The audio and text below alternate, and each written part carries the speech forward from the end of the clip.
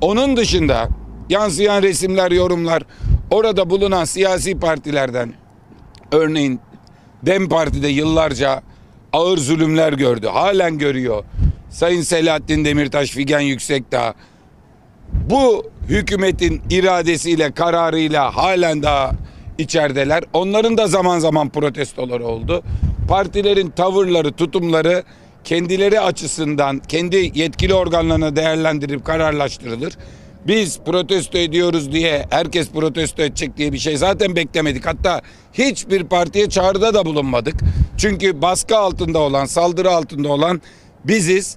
Onun dışında diğer siyasi liderler meclisin çalışması sırasında meclis başkanı açılıştan sonra davet eder, giderler. Buradan o siyasi liderlere kötü bir söz söyleyecek halimiz yok.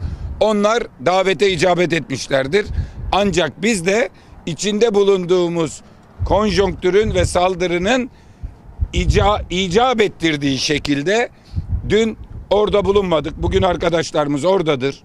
Meclisteki çalışmalara en etkin şekilde katılacaklardır.